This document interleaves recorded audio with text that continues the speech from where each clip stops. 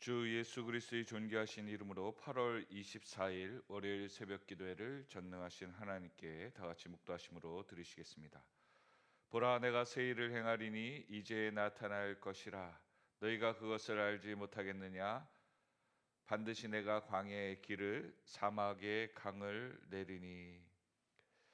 한 주간이 시작되었습니다. 말씀으로 주일을 성수하고 또한 월요일 새벽에 이렇게 하나님의 말씀을 듣고자 모인 우리들 가운데 하나님, 모세가 그들의 백성들에게 또한 이스라엘에게 선포했던 축복의 말씀들이 오늘 우리 삶 가운데도 여호와를 더욱더 사랑하며 우리의 삶 가운데 하나님의 복의 축복의 일들이 우리 삶 가운데 많이 이루어질 수 있는 복된 하루가 될 수 있도록 인도하여 주시옵소서. 이 모든 말씀 우리를 구원하신 예수 그리스도의 이름으로 간절히 기도함나이다. 아멘. 찬송가 314장입니다. 내 구주 예수를 더욱 사랑, 하나님께 찬양 올려드리겠습니다. 내 구주 예수를 더욱 사랑, 엎드려 비는 말 들으소서. 내 진정 소원이 내 구주 예수를 더욱 사랑, 더욱 사랑. 이전에 세상 나 기뻤어도 지금 내 기쁨은 오직 예수. 다만 내비는 말 내 구주 예수를 더욱 사랑, 더욱 사랑. 이 세상 떠날 때 찬양하고 숨질 때 하는 말 이것일세. 다만 내비는 말 내 구주 예수를 더욱 사랑, 더욱 사랑. 아멘.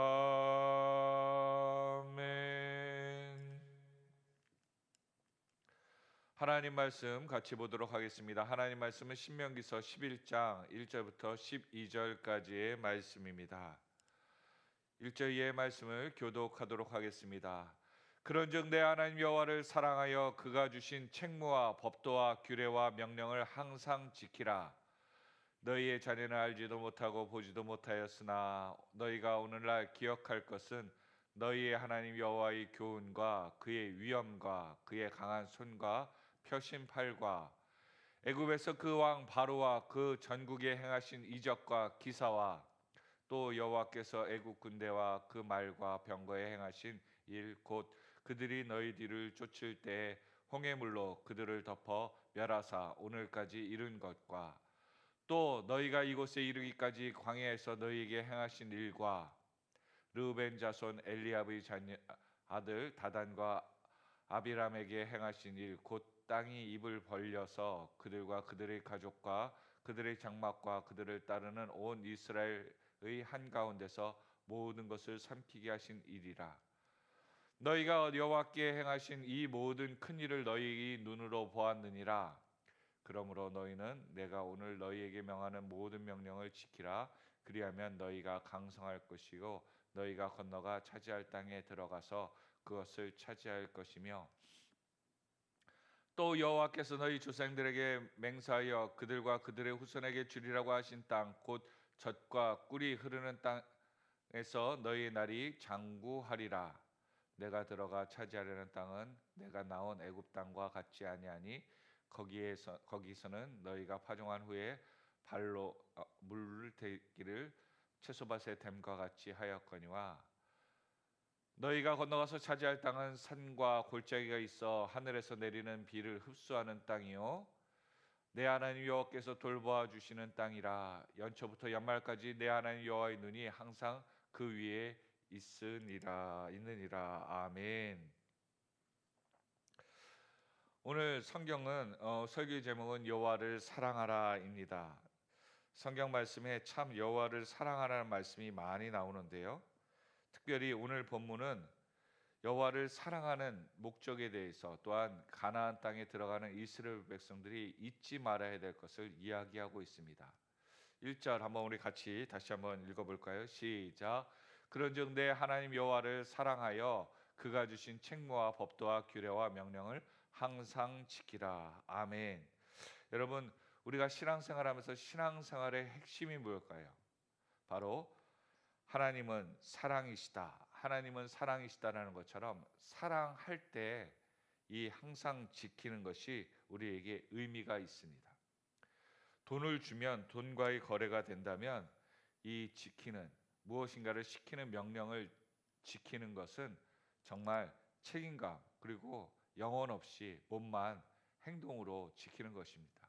그래서 그 행동을 하고 순종을 한 후에 지킨 후에는 기쁨이 없습니다. 그러나 사랑하는 관계 속에서 그가 원하는 것을 기억하면서 지키면서 행할 때 그 관계의 지킴이 그 사람에 대한 관계에 대해서의 그 행동이 기쁨이 될 수 있다는 거죠. 여러분, 우리 신앙을 한번 점검해 보기를 원합니다. 여호와를 사랑하십니까? 아멘. 그러면 우리의 신앙생활은 항상 감사가 넘칠 것이고 기쁨이 넘칠 것입니다. 그러나 우리의 신앙생활이 책임감 예배를 드렸다 해치웠다는 것처럼 우리가 안 하면 혼날 것처럼 안 하면 그 날이 찜찜할 것처럼 그렇게 생각하여서 예배가 모든 것들의 하나님에 대한 기도 또한 예배 그리고 봉사 섬김들이 책임감이 더 크다면 그 사람은 하나님에 대한 사랑을 점검해 볼 필요가 있다는 것이죠. 이스라엘에게도 하나님을 사랑하지 않으면 지킬 때도 있고 안 지킬 때도 있다는 거예요. 무엇을요? 하나님이 주신 책무와 법도와 규례와 명령입니다. 그러나 하나님을 사랑하면 하나님이 얘기하지 않아도 그분을 더 사랑하는 방법이 책무와 법도와 규례와 명령을 지키는 것이 하나님을 더 사랑하는 방법인 줄 알아.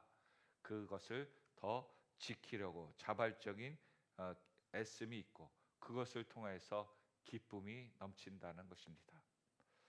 오늘 신앙의 출발점은 무엇입니까? 모든 것을 순종하려면 이렇게 사랑하며 하나님을 사랑할 때 우리의 순종이 온전히 이루어질 수 있다라고 이야기하고 있죠. 오늘 저와 여러분 하나님을 더 사랑할 수 있기를 예수 그리스도의 이름으로 축원드립니다. 그래서 하나님을 생각할 때 하나님이 우리에 대한 어떤 심판자나 우리에게 무거운 짐을 지어주시는 분으로 여겨지는 것이 아니라 하나님을 생각할 때마다 내 마음이 더욱더 기뻐지고 감사하며 더욱더 하나님을 위해서 무엇인가를 하려고 애쓰는 복된 하루 삶이 되시기를 예수 그리스도의 이름으로 축원드립니다.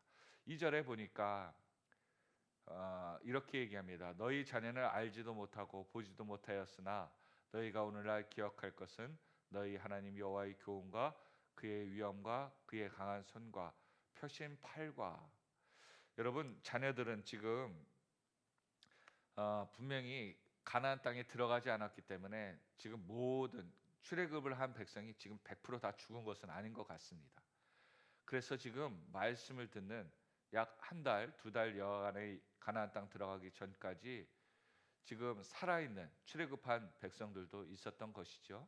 그래서 모세는 얘기합니다. 너희 자녀는 알지도 못하고 보지도 못하였으나, 여러분, 그러나 이것도 한 번 더 생각해 볼 필요가 있죠. 좀 출애굽을 하고 광야에서 태어난 자녀들이 태어나서 광야에서 자라오면서 결혼했을까요? 안 했을까요? 그 자녀들이 30세 정도가 된다면 벌써 출가해서 결혼을 해서 어, 자녀를 그 결혼한 태어난 자녀가 결혼하고 그 자녀들이 또 자손을 낳을 수도 있었을 것입니다. 그렇다면 이 말은 무엇입니까? 여기 너희 자녀는 이라는 표현을 쓴다면 그 자녀들은 지금 광에서 태어난 2세대, 3세대도 있을 수 있다는 것이죠. 그래서 모세는 이야기합니다. 그 자녀, 광야에서 태어난 자녀들은 분명히 출애굽에 대한 사건들을 모르는 것이다. 그러나 너희들 출애굽을 할 때 모든 것들을 경험한 너희는 기억해내야 된다. 그 사건들을. 그러면서 2절 이하에 쭉 우리가 읽은 것처럼 여호와께서 애국 군대를 어떻게 무너뜨리는 것, 그리고 광야 가운데서 하나님의 심판을 받아 광야의 땅이 입을 벌려서 하나님 앞에 원망과 반역을 했던 무들들이 어떻게 하나님 앞에서 진멸당했는지를 기억할 수 있어야 된다라고 얘기하고 있습니다. 그리고 7절에 한번 같이 읽어보겠습니다. 시작. 너희가 여호와께 행하신 이 모든 큰 일을 너희는 눈으로 보았느니라. 신앙은 그냥 들은 것으로서 넓어지고 깊어지는 게 아닌 것 같습니다.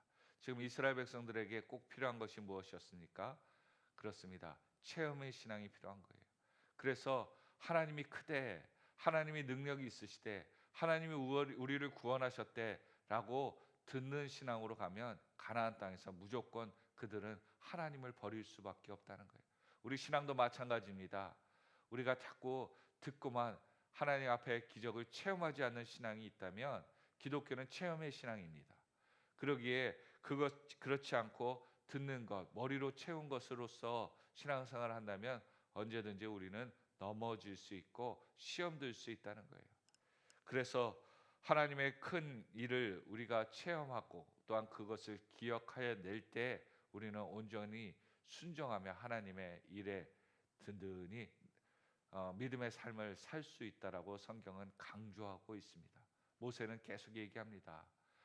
하나님께서 너에게 광야에서 행하신 일들을 기억하라. 그리고 기억하지 못하면 너희 믿음이 무너질 수밖에 없다라고 하면서 체험 신앙을 강조하죠. 그렇습니다. 먼저 우리가 1절에 있는 것처럼 하나님을 사랑하는 것, 그들이 필요합니다. 또한 그들이 필요한 것 두 번째로 체험의 신앙이 너희 삶 가운데 있어야 된다. 그리고 그것을 기억해 내야 된다라고 강조하고 있습니다. 오늘 저와 여러분, 하나님께서 우리에게 복 주시는 것을 누리기 위해 우리는 기억으로서 신앙생활을 할 수 없습니다. 우리는 탁상공론이라는 얘기를 잘 듣죠. 경험하지 못한 사람들이 이론적으로만 떠드는 것 말입니다. 오늘 저와 여러분에게도 그 삶 가운데, 신앙 가운데 제자리에 앉아서 신앙생활하는 것이 아니라 하나님 앞에 행함으로 기적을, 능력의 하나님, 큰 일을 행하신, 내 삶 가운데 큰 일을 행하신 하나님을 만나고 경험하는 축복의 주인공들이 다 되시길 바랍니다. 그래서 8절은 이렇게 얘기하죠. 그러므로 너희는 내가 오늘 너에게 명하는 모든 명령을 지키라. 하나님의 명령을 지키는 자, 순종하는 자에게 그가 강성해질 것이고 모든 것들을 차지할 것이다. 그러면서 9절에서도 모든 그 땅이 어떤 땅입니까? 하나님께서 후손에게 주시하신 약속의 땅이라고 얘기하는 거예요. 오늘 하나님께서 우리가 계속해서 상고하고 있지 않습니까? 모세는 우리의 행위로서 모든 것들을 얻게 되는 것이 아니라 우리가 하나님의 약속으로 말미암아 우리가 얻게 되는 것이다. 성경의 모든 약속을 우리에게 붙잡길 바랍니다. 그 약속의 언약이 나와 하나님과의 계약인 줄 믿고 나가 하나님께서 말씀하신 그 축복의 모든 것들을 우리 삶 가운데 이뤄가는 저와 여러분이 되기를 예수 그리스도의 이름으로 축원드립니다. 또한 기억해야 될 것이 하나 있죠. 모세는 계속해서 10절 이하에 이야기하죠. 너희가 모든 것들을 파종하는 그 모든 것들을 애굽과 비교하면서 기억해내라. 애굽은 나일강이라는 귀한 그 생명 원천수가 있습니다. 예전에 그 우간다에 갔을 때 그 지역의 아프리카의 모든 땅을 하는 그 샘에 물이 처음으로 나오는 기원을 보여주더라고요. 강 중간에 가서 애굽 땅의 이 어머니의 젖과 같은 나일강, 그곳에 흐른 것을 통해 그들은 물을 가둬두고 또한 물을 끌어들여서 그들은 항상 애굽은 풍성함을 누리고 있어 귀한 땅이 되었습니다. 그러나 이 가나안 땅은 어떻습니까? 사막이고 산골짜기로 있어 물이 흐르면 빠져나가거나 흘러가 버립니다. 모이지가 않는 거예요. 그래서 모세는 이야기합니다. 광야의 가나안 땅이 어떠한 땅인지를 얘기하면서 이 땅에 필요한 것이 무엇이에요? 12절 같이 읽겠습니다. 시작. 내 하나님 여호와께서 돌보아 주시는 땅이라. 연초부터 연말까지 내 하나님 여호와의 눈이 항상 그 위에 있느니라. 이른 비 늦은 비라고 하면서 성경이 이야기하는 그 축복에 대해서 이 비를 얘기하죠. 가나안 땅은 어떤 땅이었습니까? 물을 모아서 강에 따라서 자신들이 하나님의 은혜 없어도 살 수 있다라고 하는 그 땅이 아니라 하나님이 비를 내려주시면 살 수 있고 비를 내리지 않으면 죽는 땅이라는 거예요. 오직 연초부터 연말까지 하나님의 개입하심으로 돌보심으로 관리되는 땅이 가나안 땅이라고 이야기하는 것입니다. 오늘 저와 여러분의 삶도 어떻습니까? 우리는 생각할 거예요. 아니 홍해도 있고 또한 요단강도 있어서 그곳에서 어떻게 물 끌어다가 각 지역에 물을 갖다 공급하면 그 땅들 살지 않는가? 지금 이스라엘이 그렇죠. 그 갈릴리 호수를 물을 가둬가지고요 지역에 물을 공급하지 않고 그 지역에 이스라엘만 파이프를 연결해서 물을 쓴다고 합니다. 근데 단점 하나가 있다라고 그 가이드가 얘기하시더라고요. 물이 마르고 수위가 낮아진다는 거예요. 비가 그렇게 이 지역에 내리지 않으니까 이 갈릴리 호수 물이 그 풍성한 물이 수위가 너무나도 그냥 순식간에 빠져서 내려가더라는 거예요. 그래서 위기다라고 이야기들을 하더라고요. 그렇습니다. 인간이 그 호수의 물을 쓰면요, 그 들어가는 물이 없으면 그 물이 결국은 고갈되어집니다. 우리의 삶 가운데 우리는 단순히 이렇게 하면 될 것 같아, 하나님 없어도 우리는 이렇게 살 것 같아 라고 하면서 인간의 많은 방법들을 만들어내지요. 그런데 결국 생각해 보십시오. 그 방법이 영원합니까? 그렇지 않더라고요. 보험도 여러분 아무리 우리가 많이 드러나도 우리의 능력으로서 보면 그것도 부족합니다. 그것 가지고 사람들은 못 산다고 하면서 어떻게든 그것을 아끼거나 또한 어떤 일을 해야 된다라고 인간의 방법의 한계를 느끼더라고요. 그리스도인들은 오늘 12절에 있는 것처럼 하나님께서 연초와 연말까지 하나님의 눈, 하나님의 지키심, 돌보심이 있다라고 그것을 믿고 그의 도움을 받아 살아가는 인생이 되어야 될 줄로 믿습니다. 가나안 땅은 내 힘으로 사는 땅이 아니라 하나님의 도우심으로 돌봄으로 사는 땅이다.